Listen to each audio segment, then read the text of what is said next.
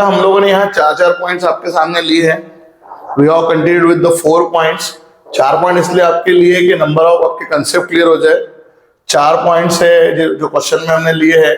Board में आपको कोई भी इसमें से एक point at a one way पूछा जाएगा 3 मार्क्स के लिए, या फिर मान लो अगर 2 पॉइंट्स आपके लिए कोई डालता है तो 4 मार्क्स के लिए पूछेगा। तो हमने यहाँ पर नंबर ऑफ कंसेप्ट क्लियर करने के लिए इसे 4 पॉइंट यहाँ पर डाल के रखे हैं कि यही क्वेश्चन में आपको चीजें पूरी तरह से क्लियर हो। यही क्वेश्चन में आप नंबर ऑफ कंसेप्ट एक जगह पढ़ लो। देखो क्वेश्चन भी हमने कुछ वैसा ही लिया है ना, एग्जैक्टली लिया है, एटलीस्ट, एटमोस्ट, मोर देन। तो ये जो आज के क्वेश्चंस है हमारे वो फुल ऑन प्रैक्टिस बेस है कि आपकी इन क्वेश्चंस की और एक बार अच्छे से प्रैक्टिस हो जाए, आपको कंसेप्ट पूरा क्लियर हो जाए, प्रोबेबिलिटी ढूंढने में पूरी आसानी हो, इसलिए हमने प्रैक्टिस बेस्ड क्वेश्चन लिए हैं। अदरवाइज आपकी 3 लेक्चर में हमने आपके पूरे कंसेप्ट पूरा पढ़ाई, ये standard division, variance, expected value, EX, VX, SD and साथ में पीएम का क्वेश्चन भी सॉल्व कैसे करते हैं वो भी हमने इसके पहले देखा है ना। तो ऐसे ही क्वेश्चंस अभी हमें आगे बढ़ाना है। यहाँ पर हमारा ये 4 पॉइंट का क्वेश्चन आ रहा है कॉइन्स का। शुरुआत करते देखते क्या लिखा गया है। देखो हमने क्या लिखा गया, 6 fair coins are toss. Coins को टॉस कर रहे कितने बार, है ना, 6 बार। अब a coin is toss 6 times है या 6 कॉइन टॉस बोला जाए, मीनिंग एक ही होता है, पता है। दूसरी चीज आपको पता है कॉइन को फेंकने पे हेड या टेल 2 ही आउटकम होते हैं। तो पहले लेक्चर के दौरान कंसेप्ट के बाद कॉइन्स का क्वेश्चन हमने लिया था, तभी आपको क्लियर कर दिया था कि कॉइन्स फेंकने पे सिर्फ 2 ही आउटकम आते हैं, हेड और टेल। कंसेप्ट के दौरान भी बता दिया था। तो ये कौन सा है बेटा, ये है बर्नौली ट्रायल। और बर्नौली ट्रायल को कितनी बार रिपीट कर रहे हैं, n number of time. n कितना है, 6। तो जितने बार रिपीट करते हो वो कहलाता है n। तो चलो शुरुआत करते हैं। वैसे ही सिंस हम यहाँ पर देखते हैं क्या किया जा रहा है, 6 fair coins are tossed. 6 fair coins are tossed. 6 coins को टॉस कर रहे हैं साइमल्टेनियसली, एक साथ फेंक रहे हैं। तो इस तरह से n का वैल्यू तो बेटा यहाँ पर हो गया आपके लिए 6, ठीक है। फिर अब देखना है कि हमारा ये क्या है, सक्सेस क्या है, फाइंड प्रोबेबिलिटी ऑफ गेटिंग। देखो क्या बोला गया है, एग्जैक्टली 2x। देखो 2x, अब देखो एग्जैक्टली 2 आए या 2 आए, मीनिंग इन दोनों का सेम ही होता है। 2 का मतलब ही क्या है, 2 हेड भैया, तो 2 मतलब एग्जैक्टली 2 ही होता है।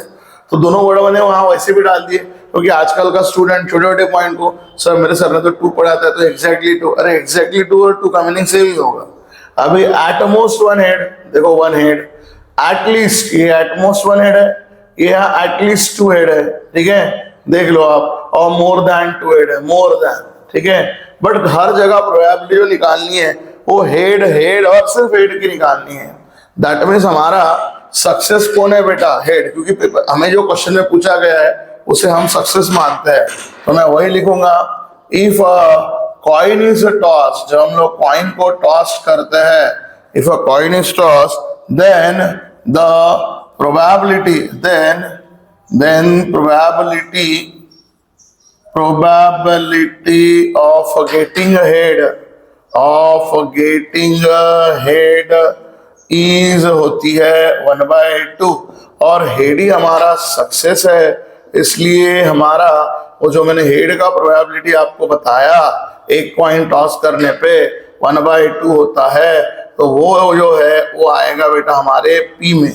सो P इज इक्वल टू हो जाएगा 1/2। सो हमें निकालना है Q होता है 1 minus P, 1 minus 1/2। That means हमारे Q की प्रोबेबिलिटी भी हमें मिल जाएगी 1/2। तो इस तरह से P भी आ चुका है, Q भी आ चुका है, ठीक है। अब आपको पता है कि रैंडम वेरिएबल्स के जो पैरामीटर्स होते हैं, parameters of binomial distribution, n मिला, P मिला, n और P ही इंपॉर्टेंट है, R तो क्वेश्चन में होता है। तो ये क्लियर हो गया कि बर्नौली ट्रायल है, बार बार रिपीट हो रहा है, पैरामीटर्स अवेलेबल, प्रोबेबिलिटी निकालना है। तो चलो पता है अगर आपको प्रोबेबिलिटी निकालना है तो क्या यूज करना पड़ता है, फॉर्मूला लिखते हैं, वी नो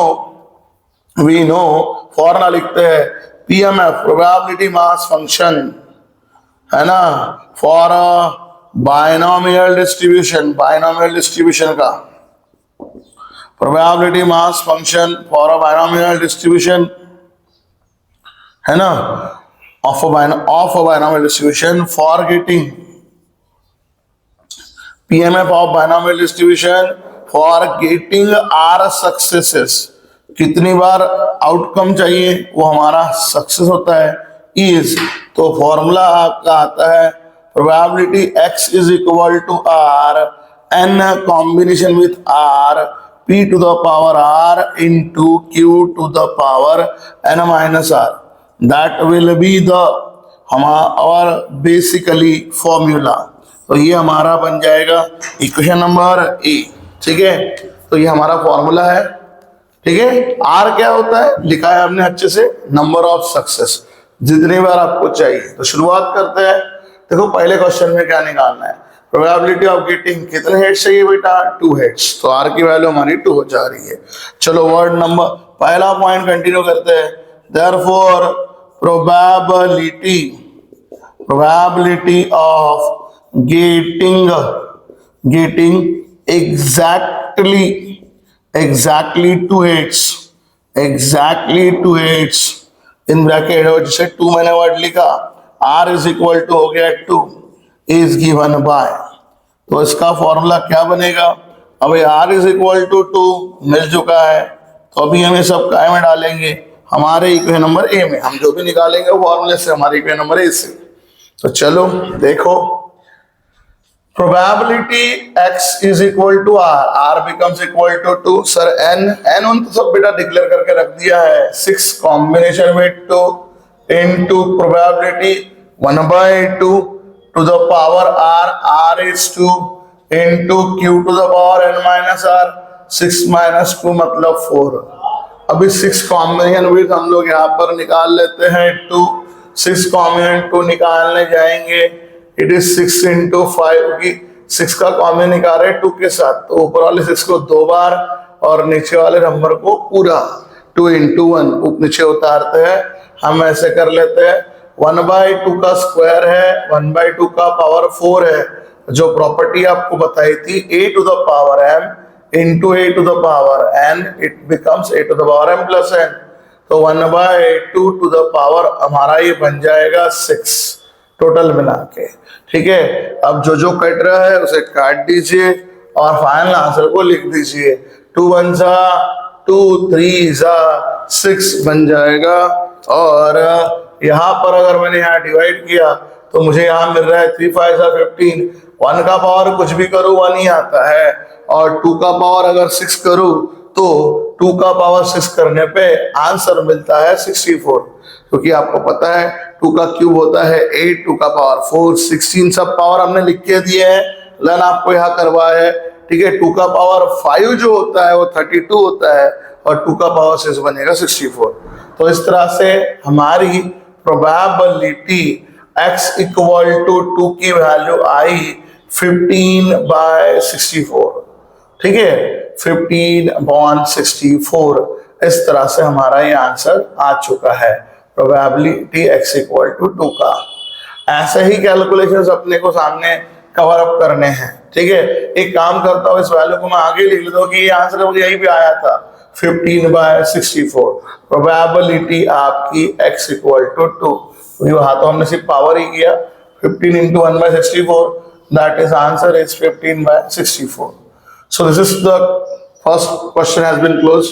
सेकंड एग्जांपल चलते हैं, एट मोस्ट 1 हेड, ज्यादा से ज्यादा 1 हेड। ठीक है, चलो बढ़ते हैं, probability of getting at most 1 head, at most 1 head is, ज्यादा से ज्यादा 1 हेड मिले। ज्यादा मतलब पता है, उसने आपको सिखाया था, एट मोस्ट मतलब वो फाइनल लिमिट है, उसके ऊपर चलेगा नहीं, नीचे चल सकता है। सर हमें इसका मतलब क्या निकालना है, एट मोस्ट 1, तो 1 से नहीं चलेगा, that is x less than equal to क्या निकालना है बेटा, 1 निकालना है। ठीक है, क्योंकि एट मोस्ट मतलब हाईएस्ट उतना, तो उसके नीचे हमें पूरा चलेगा, तो उसके नीचे मतलब 1 के नीचे 0 और क्या लेने वाले हैं 1। ठीक है, करेक्ट, एट मोस्ट, रिपीटेड बोलो, एट मोस्ट, ज्यादा से ज्यादा एक या एक से नीचे, ऊपर चढ़ने वाला नहीं है। तो चलो यहाँ कौन कौन आ रहा है, यहाँ आएगा प्रोबेबिलिटी x इक्वल टू 0 और प्रोबेबिलिटी x इक्वल टू 1। अब ये कहाँ से निकालते हैं, ये फॉर्मूला रेडी है। तो चलो अब मतलब इसका मतलब यहाँ हमें दो कैलकुलेशन करने पड़ेंगे। तो बढ़ते हैं कैलकुलेशंस की तरफ। इसके x equal to 0, n combination में 0, n की वैल्यू कितनी है बेटा 6 कॉम्बिनेशन में 0, 1/2 to the power 0 into 1/2 to the power हो जाएगा बेटा 6, ठीक है, क्योंकि p to the power r into q to the power n minus r। Same probability x equal to 1, 6 combination with 1 हम यहाँ करेंगे। उसके बाद 1/2 to the power 1 and 1/2 to the power n minus r, 6 minus 1 मतलब मिलेगा 5। और जैसे हमने आपको बताया है एनीथिंग कॉम्बिनेशन विथ 0, किसी का कॉम्बिनेशन करेंगे 0 के साथ तो 1 ही आता है, 1/2 का पावर 0 1 ही आएगा। और जैसे यहाँ फटाफट कर दे रहे, 1 का पावर है 6, इट इज 1 और 2 का पावर 6 मतलब 64, तो पूरा आंसर 1/64 बन रहा है, ठीक है। अब आगे 6 कॉमन विथ 1, 6 को एक बार 1 को एक ही बार लिखेंगे। अब अगेन यहाँ पर भी वही हो रहा है, 1/2 का पावर, ध्यान दोगे तो ये पावर 1 और ये पावर 5 मतलब 1/2 का पावर 6 ही बन रहा है बेटा टोटल मिला के, ठीक है। और 1/2 का पावर 6 जब मैं करूंगा, क्योंकि ये 1 और ये 5 वही m प्लस n की प्रॉपर्टी, हर बार वही बनने वाला, 1/2 का पावर 6 ही बन रहा है, 1 का पावर 1 वही बनेगा और 2 का पावर मिला के कितना बनेगा 64 मिलेगा। काट पीट कुछ नहीं करना है, सिर्फ देखो आप क्या हो रहा है और उस तरह से आंसर आप यहाँ पर लिख दो, आपका आंसर रेडी हो रहा है। आपको मिल रही है probability x less than equal to 1, देखो 1 इंटू 1 इंटू 1 ये 1/64 हो गया, और यहाँ ये 6 1 6/64 हो गया, 6 प्लस बेस दोनों का सेम ही है, तो टोटल आंसर बनेगा बेटा हमारा 7/64। तो इस तरह से हमारा सेकंड आंसर भी यहाँ पर निकल चुका है। अब आगे बढ़ते हैं, probability of getting at least 2 heads, ठीक है, निकालने हैं हमें 3 नंबर पर, 3 नंबर पे हमें निकालनी है probability of getting at least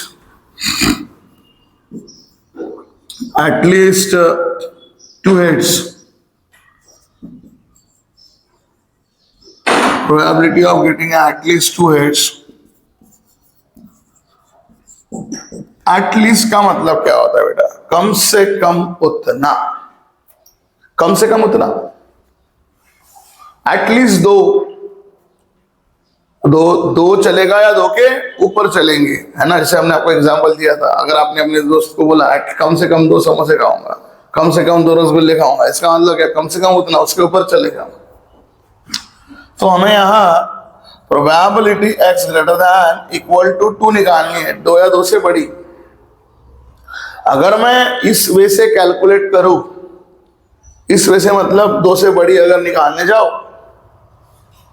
तो मेरे पास कैलकुलेशन किस किस का आएगा, 2 3 4 5 6, क्योंकि 2 या 2 से बड़े मतलब x इक्वल टू 2 की, 3 की, 4 की, 5 की, 6 की, 6 5 कैलकुलेशन निकालने पड़ेंगे। उससे उल्टा भी तो मैं कर सकता हूं, क्योंकि ये मेरा कौन सा फंक्शन है बेटा, पीएमएफ का फंक्शन है। तो पीएमएफ में आपको पता है सभी प्रोबेबिलिटीज का एडिशन कितना होता है 1। तो मुझे एक बात बताइए, probability x greater than equal to 2 में 2 के ऊपर की सभी प्रोबेबिलिटीज आ रही है, 2 के ऊपर की सभी, 2 या 2 से ऊपर, तो बचा कौन सा है, 2 से नीचे वाला, है ना। तो मैं यहाँ पर चाहूँ तो 1 minus probability x less then 2 से भी इसको निकाल सकता हूँ। प्रोबेबिलिटी x लेस देन 2 में कौन कौन आएगा, जैसे मैंने आपको बोला, क्योंकि 2 या 2 के ऊपर आ रहा है, तो x इक्वल टू 0 और x इक्वल टू 1 यहाँ पर आएगा।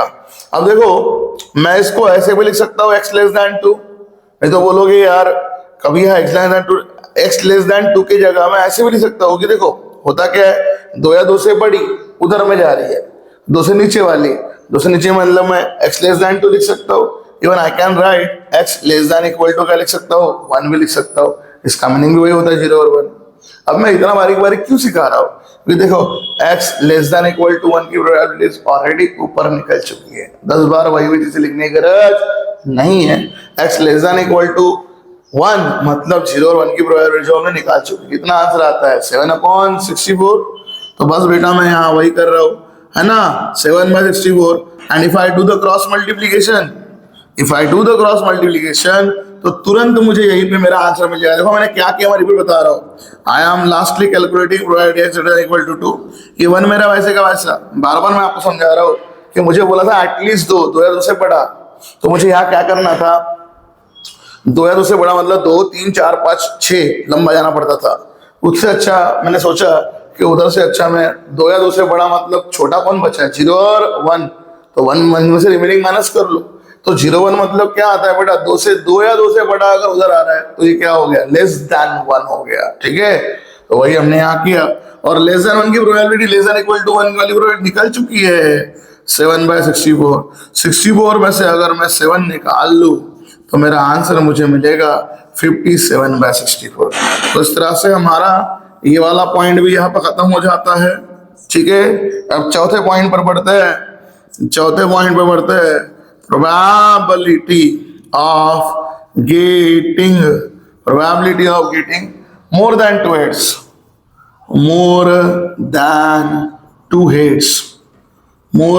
heads, है ना, कितनी होगी? तो सुनो, हमें मोर देन 2 से बड़ा पूछा है बेटा, 2 से बड़ा, करेक्ट। अब मुझे बताइए 2 से बड़े में वापस कौन कौन आएगा, 3, 4, 5, 6, 4 कैलकुलेशन आ जाएंगे। तो उससे अच्छा वो 4 कैलकुलेशन करने से अच्छा मैं ऐसे भी तो कर सकता हूं, 2 से जो बड़ा पूछा गया है ना, तो 1 minus probability x less than equal to 2 वहां तक ले लो इधर में, करेक्ट। इसमें 0 और 1 और 2 की प्रोबेबिलिटी आ जाएगी। सर यहाँ पर 3 प्रोबेबिलिटी की आ जाएगी, हाँ यहाँ पर भी 3 प्रोबेबिलिटी आती है, पर थोड़ा ध्यान होगा। तो 0, 1 और 2 का हमने आंसर निकाल लिया है। It will help us. तो 1 minus probability x less than equal to 2 में कौन कौन आता है, तो वहां पर आता है x इक्वल टू 0 का, x इक्वल टू 1 का, और प्रोबेबिलिटी x इक्वल टू 2 का। और हम यही बता रहे हैं कि देखो ये हमारे पास तो इसके आंसर्स है, इनके आंसर्स है।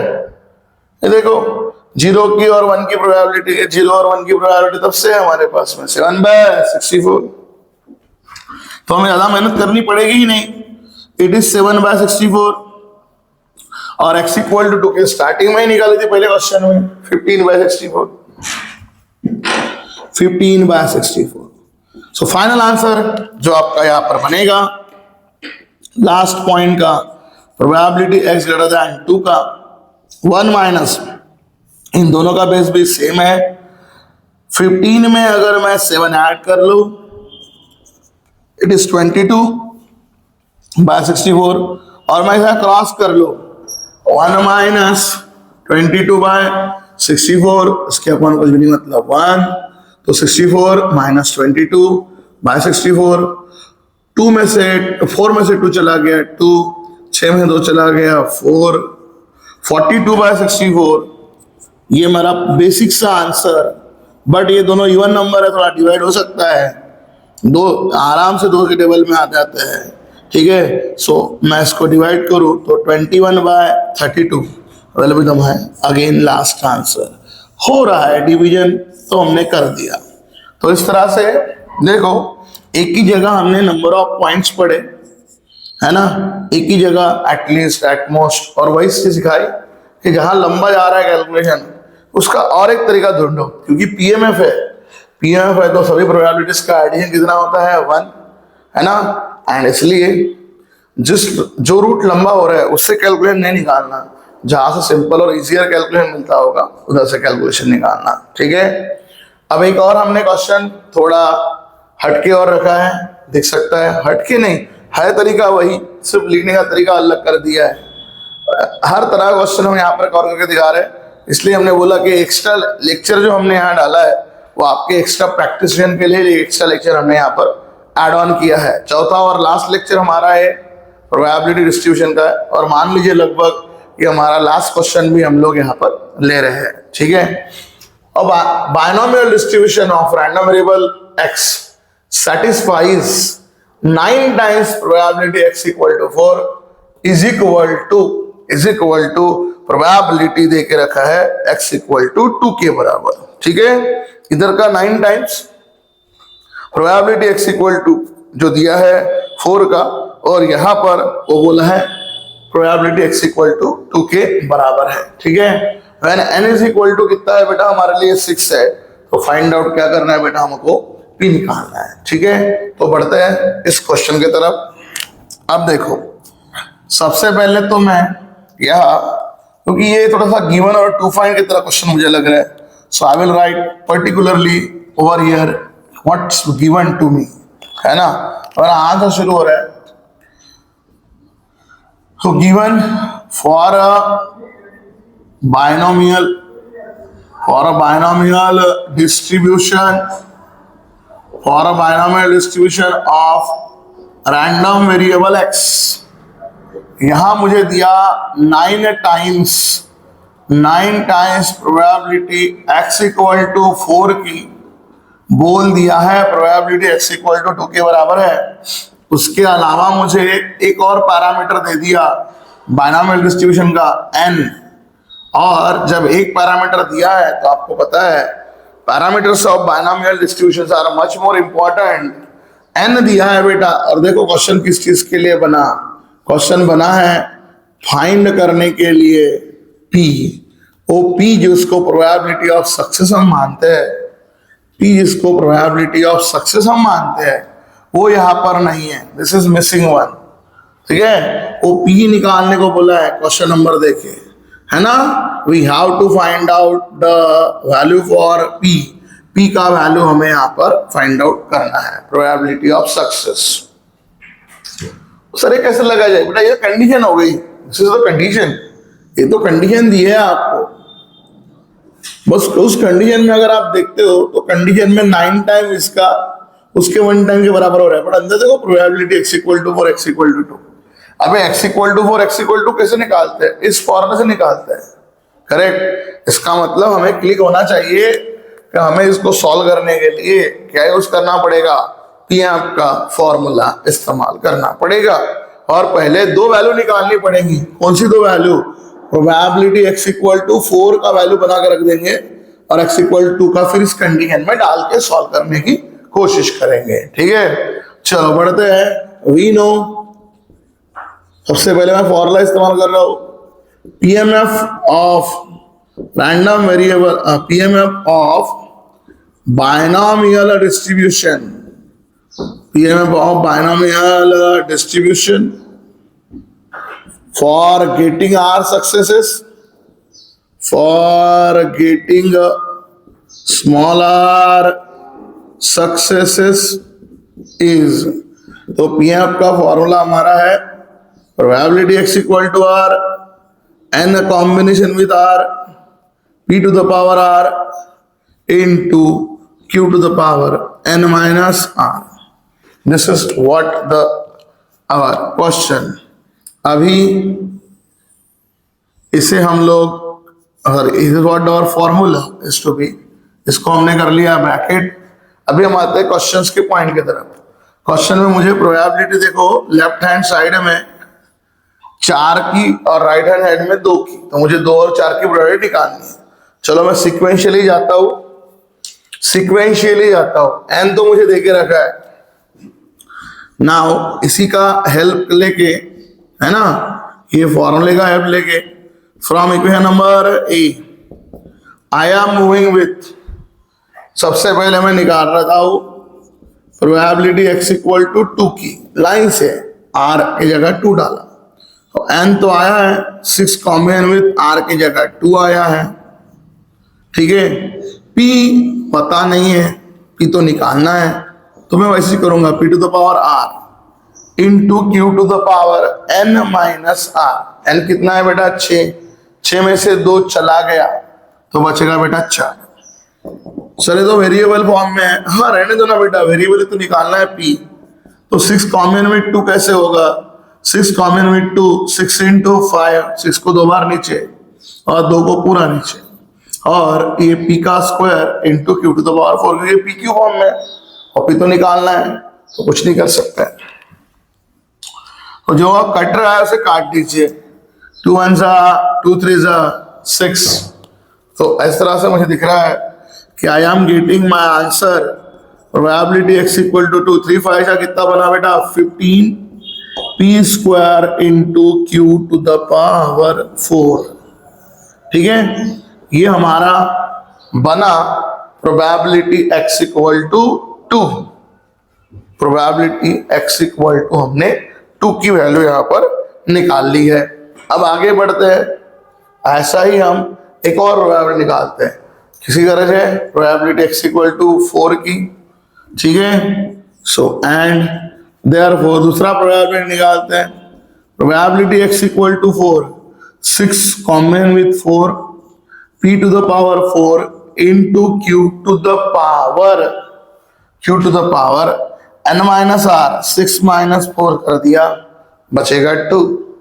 अब हमें 6 कॉमन विथ 2 सॉल्व कर 6 कॉमन 4 सॉल्व करना है, तो ऊपर वाले 6 को हम 4 बार नीचे ले लेते हैं, उतारते हैं डिक्रीजिंग पावर में, फैक्टोरियल के एक फॉर्म में, शॉर्टकट में 6 इंटू 5 इंटू 4 इंटू 3, और नीचे को पूरा ही नीचे लेते हैं, 4 into 3 into 2 into 1 into p to the power 4 into q square. अब होता क्या है कि यहाँ पर भी 4 इंटू 3 4 इंटू 3 कैंसल, 2 1 2 3 6, तो यहां से भी नंबर वही बन रहा है 15।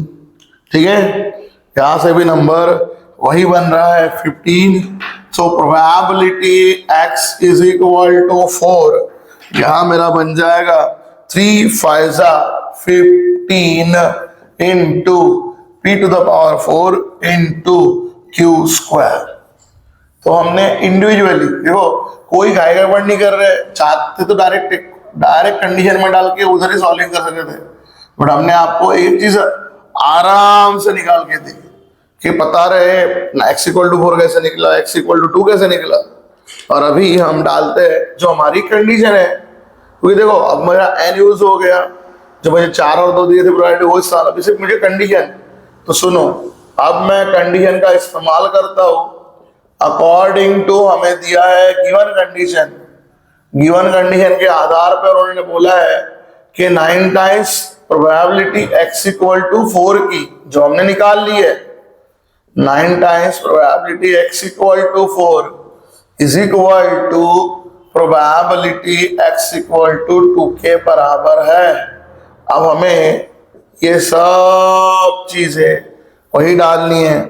ठीक है, अब देखो मेरा 1 और 2 में, 1 में प्रोबेबिलिटी x इक्वल टू 2 आई है, इक्वेशन नंबर 2 में x इक्वल टू 4 आया है, तो from equation number 1 into 2 9 times probability x equal to 4, ये क्वेश्चन नंबर इक्वेशन नंबर 2 में है। क्या आंसर है बेटा इसका 15 into p to the power 4 into q square. Solve करने का तरीका बता रहे हैं, नहीं तो आप पी क्यू से डर गए होते, बोले होते पी भी नहीं है क्यू भी नहीं है, पी निकालना है, कैसे निकालो, ऐसे कुछ भी नहीं डरने की गरज है। और probability x equal to 2, x equal to 2 का आंसर भी कितना आ चुका है इक्वेशन नंबर 1 में, 15 into p square into q to the power 4। अब मुझे से बोलना क्या, मेरे सॉल्व की तरफ ध्यान देना है आपने। ये देखो बेटा, आजू बाजू में इक्वल टू के आजू बाजू में सेम टर्म क्या हो जाता है, कैंसल। 15 से कट गया, पी का स्क्वायर पावर 4 में से कटा, पी स्क्वायर रख दिया इधर में, क्यू स्क्वायर क्यू के पावर 4 में से कटा, क्यू स्क्वायर रख दिया हमने यहाँ पे। ठीक है, अब देखो बचा टर्म्स में क्या मिल रहा है, 9 टाइम यहां बच रहा है पी का square, 9 time p square is equal to q square. अभी आप बोलो सर अभी भी तो सर पी के साथ क्यू है ना, हमें तो पी निकालना है। देखो तो हमारा टारगेट कौन है, पी फाइंड आउट करना, हमें क्यू नहीं चाहिए, अब क्यू तो था ही नहीं लेकिन यहाँ तो बेटा, इसलिए ही कंसेप्ट काम में आते हैं। तो वही हमने बोला कि कुछ हटके क्वेश्चन आपके कंसेप्ट बने वो वाले। आपको पता है यहाँ पे p plus, what is p, probability of success, what is q, probability of failure.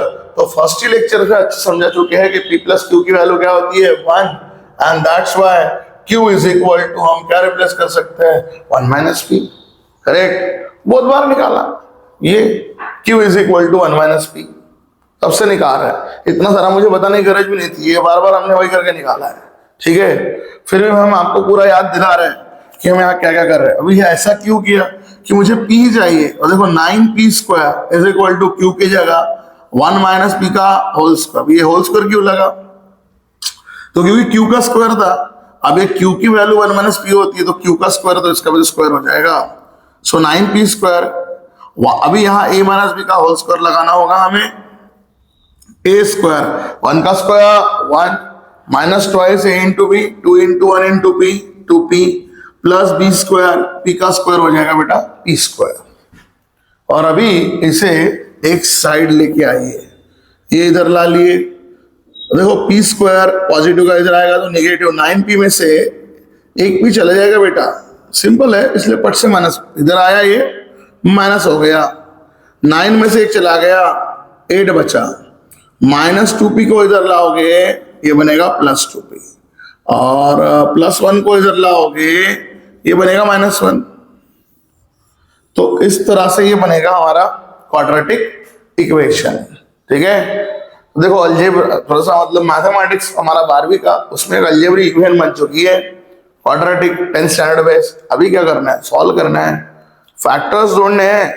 ठीक है, फैक्टर्स ढूंढने हैं, क्वाड्रेटिक इक्वेशन बनी है सिंपल, 8 1 जा 8 माइनस 8, वो भैया प्लस इंटू माइनस, 1 माइनस में था, इस 8 माइनस 8 के फैक्टर ढूंढने हैं जिसका एडिशन मिडिल वाला टर्म मतलब प्लस 2 के बराबर हो। तो आपको पता है 4 2 जा 8 will be 8, और इसको लगा दो बेटा अगर मैं माइनस, तो 4 माइनस 2 बन जाएगा 2, है ना, 4 में क्योंकि इधर एडिशन करते हैं, 4 माइनस 2 2, और 4 2 जा minus 8 plus into minus minus, this are my 2 factors. Factors मुझे यहाँ पर मिल चुके हैं, just I am substituting all that. So 8p square plus 4p minus 2p minus 1 equal to 0। अब इन दोनों से कुछ कॉमन निकलता हो निकालेंगे, इधर दोनों से, ये 8p स्क्वायर और 4p में से एटलीस्ट 4p तो कॉमन निकल जाता है, तो 4 और p हमने यहाँ से कॉमन निकाला, 4 चला गया p चला गया, बचा 2p, 4 चला गया p चला गया, प्लस 1। अब ये 2p प्लस 1 सेम ब्रैकेट इधर बन सकता है अगर हम यहाँ से माइनस 1 निकाले, माइनस 1 अगर निकाले तो 2p प्लस 1 इक्वल टू 0। ठीक है, अब देखिए ये 2p plus 1 2p plus 1 common bracket बाहर नहीं लेते, 2p प्लस 1 को अगर मैंने कॉमन खींच लिया, बचा कितना बेटा मेरे पास 4p माइनस 1 इक्वल टू 0। अब मैं इसको इक्वेट कर लेता हूँ, 2p प्लस 1 इक्वल टू 0 और 4p माइनस 1 इक्वल टू 0, और अब मैं शिफ्ट कर लेता हूँ, माइनस उधर चला जाएगा और 2 डिवाइड करेगा, प्लस उधर चला गया तो माइनस 1 अपॉन 2, प्रोबेबिलिटी की वैल्यू आएगी माइनस 1/2, और माइनस उधर चला गया प्लस 1 डिवाइड बाय 4, प्रोबेबिलिटी आएगी 1/4। ठीक है, क्लियर। अब देखो यहाँ पर 2 आंसर आ चुके हैं, आप बोलोगे हो गया सर सॉल्व, हाँ जी सॉल्व हो गया, बट फिर भी अभी मार्क कट सकते हैं आपके। कैसे कट सकते हैं, वाई, क्योंकि देखो बात प्रोबेबिलिटी के 2 आंसर आ चुके हैं, और प्रोबेबिलिटी पी किसकी है, probability of success, it can't be negative, probability never be negative यार, प्रोबेबिलिटी आर चांसेस, चांस कभी नेगेटिव नहीं होते। ठीक है, एंड देयरफॉर आपका correct p equal to minus 1/2 1/8 हो जाएगा। ठीक है, but p equal to minus, p क्या है, probability of success, p is ध्यान दो प्रोबेबिलिटी है, probability of success, therefore it cannot be negative, probability never be negative, cannot be negative, इसलिए वो हट जाएगा। करेक्ट, एंड हेंस, है ना, it cannot be negative, wording की तरफ ध्यान दीजिए, हर चीज समझा रहे हैं आपको, है ना, वो नेगेटिव चलेगा नहीं, and hence my final answer will be probability p की वैल्यू बन जाएगी 1/4। तो this is the final answer जो हमने निकाल दिया। तो ऐसा भी क्वेश्चन आपको दे सकते हैं जो आपको निकालना आना चाहिए कंडीशनल बेस बना के। तो at this point finally I declare that कि हमारा बायनोमियल डिस्ट्रीब्यूशन लेसन भी पूरी तरह से यहाँ पर concept wise, topic wise, questions wise complete होता है। ऐसे ही क्वेश्चंस आपको आएंगे, आपने लगे रहना है, अच्छे से सॉल्व करना है, ठीक है।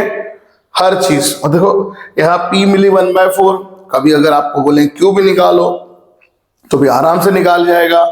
1 - P करने में कौन मिल जाएगा? Q है यहाँ पे 1 - P। 1 - 1/4 करूंगा तो Q की वैल्यू हो जाएगी 3/4, ठीक है। तो हमने आपको ये भी समझाया है कि P और Q की वैल्यू अलग अलग हो सकती है, जो भी डिपेंड ऑन द क्वेश्चन, सिर्फ कॉइन के क्वेश्चन में, या फिर एक जो होमवर्क दिया था पर लेक्चर नंबर 3 के दौरान, डाइस का क्वेश्चन, हेड वाला, हेड और हेड नहीं, odd and even number, odd आने के चांसेस भी 1/2, 6 में से 3 बार ऑड आता है, 6 में से 3 बार क्या आता है? इवन आता है, तो इवन आने के चांसेस भी 1/2। बस बाकी सब जगह बेटा कोई भी क्वेश्चन हो, हमने बहुत बार आपको बोला कि अगर मान लो ऐसे कोई क्वेश्चन आपको दे, बहुत क्वेश्चन बन सकते हैं, एमसीक्यू टेस्ट का क्वेश्चन दे दे, बोलेंगे 4 ऑप्शन है हर क्वेश्चन के और उनमें से एक करेक्ट है, तो याद करो अगर ऐसा बोलता है और बंदा कोई गेस कर रहा है करेक्ट आंसर, तो फाइंड करो प्रोबेबिलिटी अलग अलग। तो मुझे बताओ 4 अगर ऑप्शंस है, एक करेक्ट है, तो सब करेक्ट आने के चांस कितने बन जाएंगे? 1/4 बन जाएंगे, है ना। सक्सेस अगर आपके लिए करेक्ट अगर है तो, और फेल्यूर के चांसेस 1 - 1/4 इट विल बी 3/4 बन जाएंगे। तो इस तरह से क्वेश्चन आते जाएंगे। अब देखो 4 अगर ऑप्शन बोले तो ऐसा होगा, वही अगर 5 ऑप्शन बोल दिए, 5 में से एक सही है, तो करेक्ट आने के प्रोबेबिलिटी कितनी बन जाएगी? 1/5 बन जाएगी, और इनकरेक्ट की क्या हो जाएगी? 1 - 1/5 इट मींस 4/5 बन जाएगी। तो बस P और Q सही ढूंढना है, नंबर ऑफ रिपीटेशन बराबर ढूंढना है, जिसको अपन बायनोमियल डिस्ट्रीब्यूशन का पैरामीटर बोलते हैं। अगर आपके पैरामीटर सही आते हैं, है ना, अगर आपको फॉर्मूला सही लगाना आता है, एटलीस्ट एटमोस्ट, इस पे ध्यान देना, एटलीस्ट मतलब कम से कम उतना, मतलब उसके ऊपर चलेगा। एटमोस्ट मतलब क्या होता है? आखिरी बॉर्डर लाइन ये है तो उसके नीचे चलेगा, ठीक है। उसके बाद ये देखना है कि कहाँ से कैलकुलेशन बड़ा होता है, क्योंकि पीएमएफ है तो हम 1 - उल्टा करके भी निकाल सकते हैं। ये छोटी छोटी चीजों को आपको याद रखना है, तो ये आपका लेसन बड़ा इजी से निकल जाएगा।